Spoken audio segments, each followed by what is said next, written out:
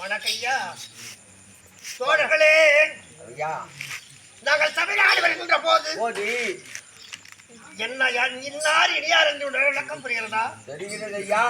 யார் என்று தெரிந்து கொண்டாயா? சீதாராமா பஜே பஜே பஜே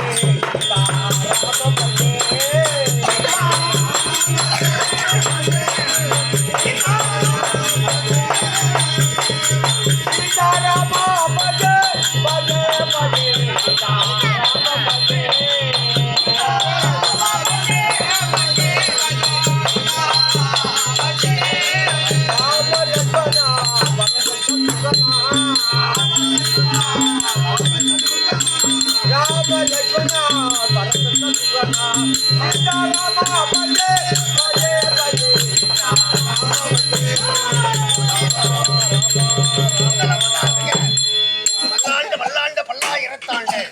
பல கோடி 100,000 காலமாக நீ ஒரு வம்புசமும் நல்ல முறையில் இருக்க வேண்டும். வாடியடி வாடியாகத்தான் வாழ வேண்டும். எனவே இந்த நல்ல நேரத்திலே இந்த ராமபிரானாகவே உனக்கு நல்ல ஆசீர்வாதம் தெரியும்.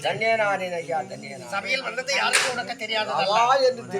நான் யார் என்று உனக்கு தெரிந்தாலும் நானே தெரிவிக்க வேண்டும் என்று எண்ணத்தை கொண்டிருக்கிறேன். நியாயம்தான். சக்கர செல்முகம் அமைந்துள்ளான், சக்கர செல்முகம் அமைந்துள்ளான், சக்கர மணியாயுரை சக்கர மணியாயுரை சகட சக்கர தாமர நாயகன் சகட சக்கர தாமர நாயகன் அகட சக்கர மேபதம் அறுபதல் முழுவதை ஆடி மாயனை அறுபதல் முழுவதை ஆடி மாயனை கருவிகள் வண்ணன கமல கண்ணனை திருமகள் தலைவர் தேவனை இருந்த முழுவதும் இறங்கிய உலக கரியவன் உலகெல்லாம் உழந்தது கரியவன் இளமுலாதிய வெளி வேண்டிய சோதிய நம்பலத்தாடுவான் நலன் சிறந்தனை வாழ்த்துவன் கையிலாடி எடுத்தருள் கண்ணனை கையிலாடி எடுத்தருள் கண்ணனை மலை வண்ணனை பாண்டவர் உயவந்து உதய செய்வாழுமை மையமுண்ட செவ்வாயன வாழ்த்துவோம் தேடியாகலிகை சாபம் தீர்த்தால் ஓடிய சகடன உதக்கும் காண்பித்தேன் தேடியாகலிகை சாபம் தீர்த்தால் ஓடிய உலகளால் சகடன உதக்கும் காண்பித்தேன் ஆடிய சிவந்தத்தாள்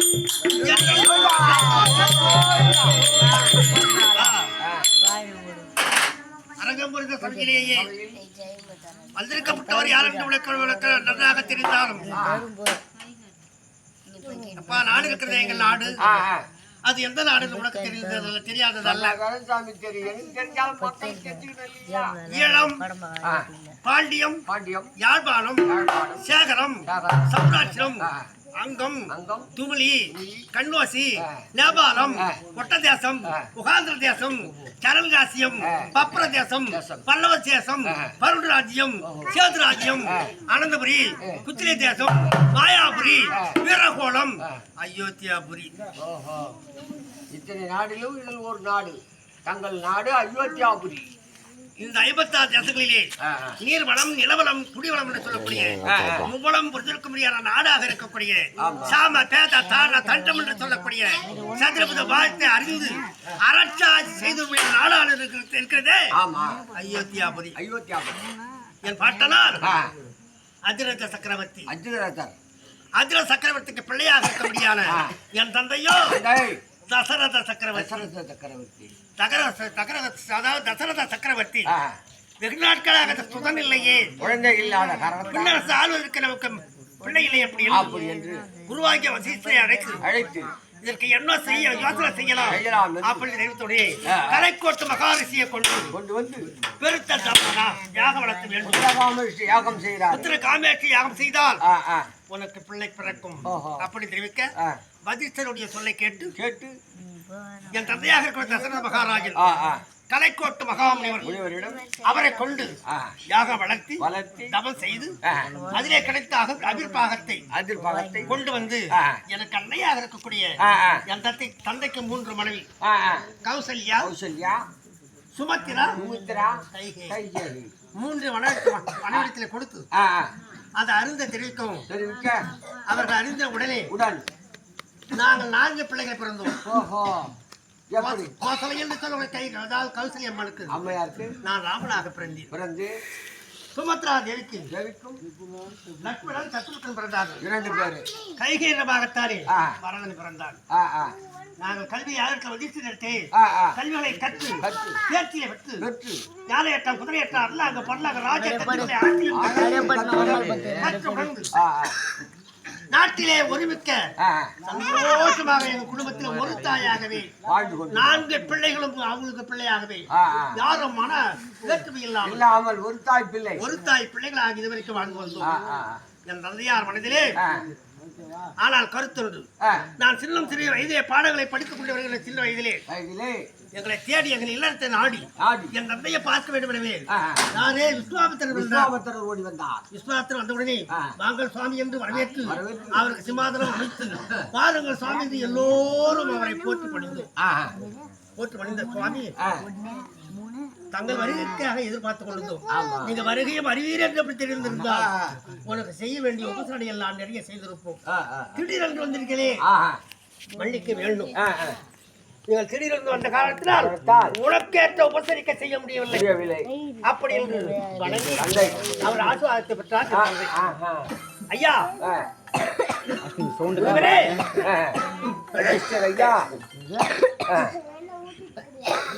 ஐயரே, என் இல்லத்தில் ஆடி வந்த காலம் யாது அப்படின்னு தெரிவித்தோடே தசரத மன்னரே, உன் இல்லத்தில் ஆடி உன்னை தேடி எதற்காக வந்திருக்கிறேன் காரணம் நான் யாகம் வளர்த்துகிறேன்.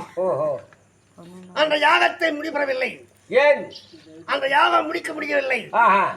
அது ஏனென்றால் தாடகையில் சொன்ன அரக்கியானவள் சிறுநீரை கழித்து ஓடி வருவாள் சிறுநீரை கழிப்பால் அந்த யஜ்ஞத்திலே யாகத்திலே யாகம் அழிந்துவிடும். வேண்டாம். இப்படியே செய்து கொண்டிருக்கின்றாள் அந்த தாடகை. அந்த தாடகையை வென்று என் யாகத்தை நீங்கள் முடித்து தர வேண்டும் தசரத மன்னனே அப்படின்னு தெரிவித்தோடனே, ஐயா அதற்கென்ன ரதம் கஜம் துரகபதாதி அணைய சேனைகள் இருக்கிறது, அழைத்துக் கொண்டு வருகிறேன், அவளை வதை புரிகின்றேன், யாகத்தை நான் முடிக்கின்றேன் அப்படி என் தந்தையாக இருக்கக்கூடிய தசரதன் தெரிவிக்க, அப்பா தசரதன் கோபப்பட வேண்டாம், தசரதா உன்னால் முடியாது, ஆகாது அது சுவாமி, வேறு யாரால் முடியும் சொல்லுங்கள் ஐயா. சொன்னால் கோபப்படாமல் இருக்க வேண்டும்.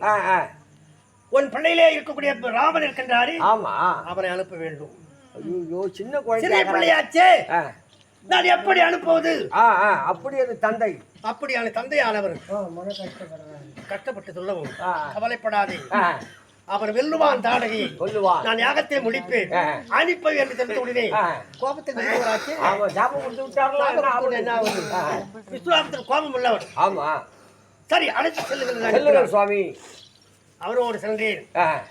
நடந்து செல்ல வேண்டிய நேரத்தில் கல்லாக சாபத்தை பெற்றிருந்தால் கௌதம மனைவி அகலிகை கல்லா இருந்த அகலிகை மீது கால வைத்தாய், அகலிகை உயிர் பெற்ற வென்றான். அவரை கொண்டு கௌதம இடத்தில் ஒப்படைத்து விட்டு மீண்டும் சென்று கொண்டிருந்தேன். அங்கே சென்று சுவாமி நடத்துங்கள், நீங்க யாகம் வளர்த்துங்கள் அரங்கி வருகிறான், நான் பார்த்துக் கொள்கிறேன் அப்படி என்று நான் காவல் காத்துக் கொண்டிருந்தேன். யாகத்தை பார்த்தால் திடீரென்று அரக்கியான தாடகை புறப்பட்டு வந்தான். சத்தமும் அகோர சத்தம் கொண்டு கர்ச்சித்துக் கொண்டு வந்தார். அவளோடு எதிர்த்து அவளோட யுத்தம் செய்து அதை கொன்று குவித்தேன். தாடகையை கொன்று குவித்த உடனே அவன் பள்ளியாக இருக்கக்கூடிய சுபாகு மாரிசன் பதிந்து இருவரோடு யுத்தம் செய்தேன். சுபாகை காலை பிடித்தேன்,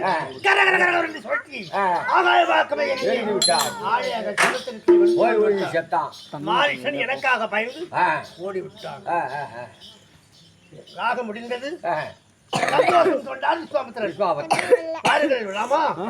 அப்படி என்னை அழைத்துக் கொண்டு எங்கே சென்றார்? மிதிலை நகரம் சென்றார். மிதிலை நகரத்திலே ஜனகன் செல்வியாக இருக்கக்கூடிய சீதை அம்மன் ஜானகி அம்மையார் சீதாதேவி அம்மையருக்கு சுவியாரம் நாட்டி இதோ என் பெண் சீதனுடைய கருத்தில் கொண்டு எடுத்து யார் ஒடிக்கின்றார்களோ அவருக்குத்தான் அந்த சீதையை திருமணம் சிவதனுசை சொல்லக்கூடிய வில்லை யார் ஒடிக்கின்றார்களோ அவருக்குத்தான் திருமணம் செய்து கொடுக்கப்படும் அப்படி நிபந்தனை தெரிவிக்க எத்தனையோ தேச ராஜாக்கள் எல்லாம் ஒடிக்க முடியவில்லை, எடுக்க முடியவில்லை. பயந்து உழை எல்லாரும் மௌன சாதி கொண்டு இருக்க விஸ்வாமித்திரன் சாடையாக எழுந்து அப்படி தெரிவித்த உடனே அவரை காலை பட்டு தொட்டு வணங்கி அவரை பார்த்து வணங்கி திடீரென்று தூக்கினேன். ஆச்சரியப்பட்டு ஆடுகிறார்கள். ஏதாவது இந்த சிறிய பையனாக இருக்கின்றான், சிறிய பிள்ளை பேர் பெற்ற ஒரு தனுசை யாரும் அசைக்க முடியாத இருக்கின்றானே அப்படி என்று எல்லாம் பார்த்து மௌனம் சாய்த்து கொண்டிருந்தார். பிள்ளை ஒடித்தேன், ஜானகியை திருமணம் செய்தேன். ஜானகியை திருமணம் செய்து வருகின்ற வழியிலே பொறாமை கொண்டான் பரசுராமன். பரசுராமன் பொறாமை கொண்டு என்னை வழி பறித்து சண்டைக்கு அழைத்தார். அவனோடு யுத்தம் செய்து தோல்விட்டு ஒருபடி செய்து அவன் கையில் இருந்த வில்லை வாங்கி வருணன் இடத்திலே கொடுத்தேன். அங்க கொடுத்த வருணன் மழை பொழிகிறார். பரசுராமன் வில்லையும் வருணனிடத்தை கொடுத்து நாட்டை வந்தோம். நாட்டை வந்து சில நாள் கழித்த உடனே ஏதேது நம்ம பிள்ளை வயது முதிர்ந்த பிள்ளையாக இருக்கிறான், ததி பருவமுள்ள பிள்ளையாக இருக்கிறான். தசரத சக்கரவர்த்தி பார்த்தான், நம் பிள்ளை ததி பருவமுள்ள பிள்ளை, இவனுக்கத்தான் அந்த நாட்டை முடிசூட்ட வேண்டும் அப்படி என்று வசிஷ்டனுடைய வாக்கை கேட்டு நான் அறிவித்தார்கள். எனக்கு மகிடாபிஷேகம் சூட்ட வேண்டும் என்று கிராம மக்கள் பார்த்தார்கள், நாட்டு மக்கள் பார்த்தார்கள். மகனை தோறணும் மாந்தோரணம் இதெல்லாம் அலங்கரித்து கோலமிட்டு மாக்கோலம் போட்டு எதிர்பார்த்து கொண்டிருக்கின்றார்கள். விடிந்தால் எனக்கு முடிசூட்டு விழா போகிறார்கள். முடிசூட்டு விழா. தோழா, ஐயா, ஒரு தாய் மக்களாக இருந்த நாங்கள் எனக்கு முடிசூட்டு விடா அப்படி என்று தந்தையார் உரைத்து விட்டார். சந்தோஷம் கொண்டு இருக்கின்றார். மக்கள் எல்லாம் சந்தோஷமாக இருக்காங்க. அப்போ என்ன நடந்தது தெரியுமா? என்ன சுவாமி? அண்ணன் தந்தை சொல்லும் வார்த்தை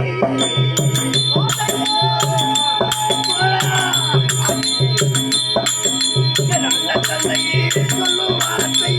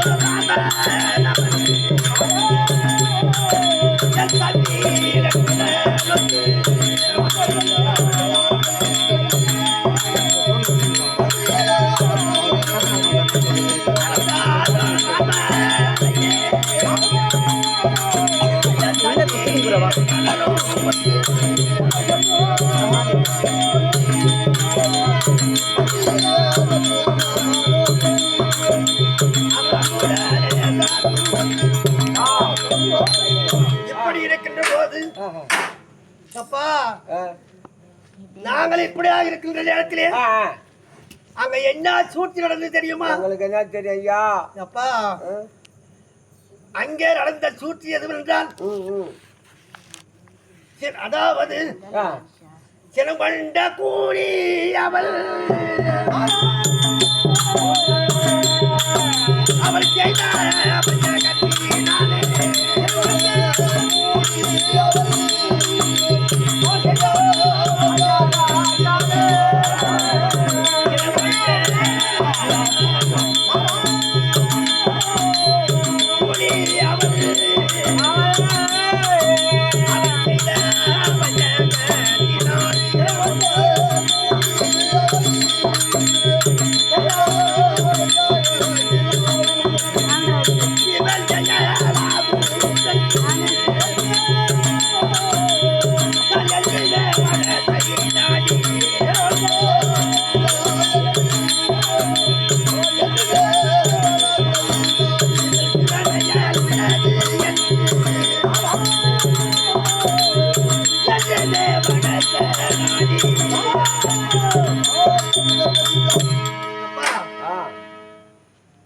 யாரால இருந்தது என்றால் கூனி என்று சொல்லக்கூடிய மந்தாரை ஆகப்பட்டவள் என்னை பிள்ளை ஆகத்தான் அழகாக வளர்த்த பெற்றது என் கௌசல்யா.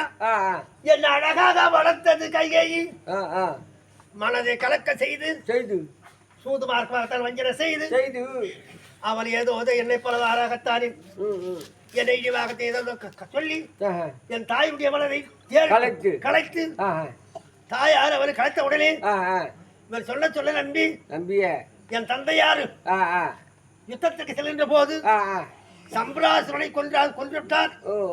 அங்க நடந்த என் தாயானது கடவானை கழண்டி விட்டன. விரலை காட்டி விரலை வைத்து கடவாணிக்காக சண்டை செய்யும் போது காப்பது செய்ததாம். 2 வரம் தருகிறேன் என் தந்தையார் தெரிவிக்க இதை வைத்து பலவிதமாகத்தான் எதிர்த்து சூது வைத்து விட்டால் சிறிய பிள்ளைகளை நான் கவுண்டுகளால் அடித்து விட்டேன். இந்த பகையை வைத்து பலவிதமாகத்தான் சூது செய்து என் தாயில் மனசை கலைத்து ஆனால் அண்ணன் தந்தை இருவர்களும் என்னை ஓடி வந்து அங்கே இருக்க முடியாத தூதுவர்கள் காவலர்கள் ஓடி வந்து அப்பா ராமா உன் தந்தையார் 14 வருடம் பரதன் நாட்டை ஆள வேண்டுமா? ராமன் 14 வருடம் காட்டை வேண்டுமா? அதனாலே இதோ மரபு கொடுத்திருக்கின்றார்கள். அப்படி நேரத்தில் ஒப்படைக்க நான் வீடு திரும்பி பார்க்கவே இல்லை. அவன் கொடுத்த மரவுரியை ஆடைகள் எல்லாம் நாங்கள் அரசாங்கத்தில் உள்ள ஆடையெல்லாம் அகற்றி அவற்றை விட்டு அவரிடத்தில் ஒப்படைத்து விட்டு அவர் கொடுத்த மஞ்சள் ஆடையை உடுத்தி குடித்து கொண்டு மர உரிய தரித்து தரித்து மர உரிய தரித்து அப்பா நான் கிளம்பி வருகின்ற போது நீங்க போறீங்க தனியா என் பின்னாலே சீதையார் நீங்கள் இல்லையே இங்க வேலை இல்லை ஓஹோ நீங்க இருக்கிற விடவின கையோத்தி ராமர் எங்க இருக்கின்றாரோ அதே தான் எனக்கு கையோத்தி தான் ஐயோத்தி நானும் இருப்பேன் சீதையும் புறப்பட்டது தம்பியாக லட்சுமணனும் பின்தொடர்ந்து புறப்பட மூவருமாகத்தான் வருகின்ற போது என் நாட்டு மக்கள் எல்லாம் ராமா நீங்க போக வேண்டாம் நீங்க போயிட்டா நாட்டு மக்களா என் பின்தொடர்ந்து வரலாம் கூடிய அழுது வந்து என் பின்னால் வருகின்ற உடனே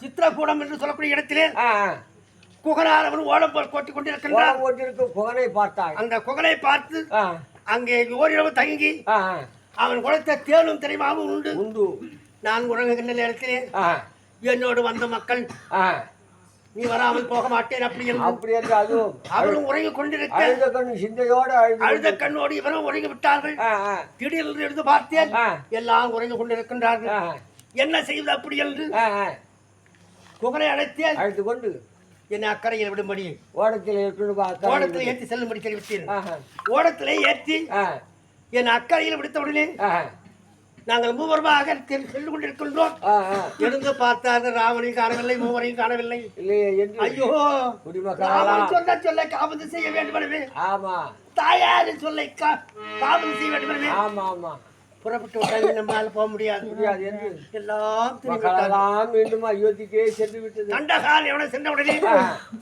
அப்பா அங்க யார் தெரியுமா யாரு உங்களுக்கு தெரியுமா தெரியல நாங்க போற விசனத்தோடு என்ன ஆமா அங்கே ஒருத்தர் அகப்பட்டு வழிமறித்தார் அன்னை தந்தை ஐயா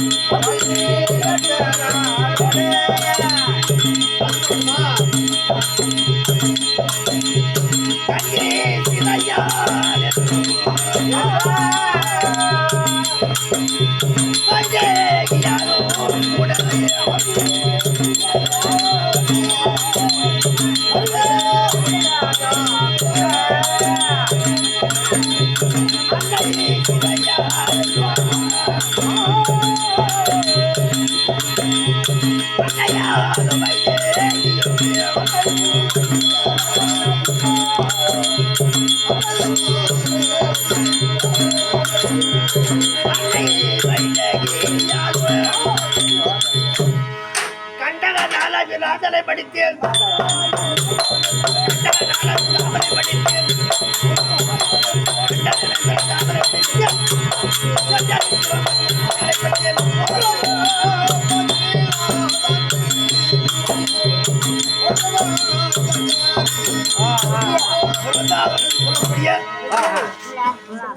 ராம அரசன் வழிபடுத்த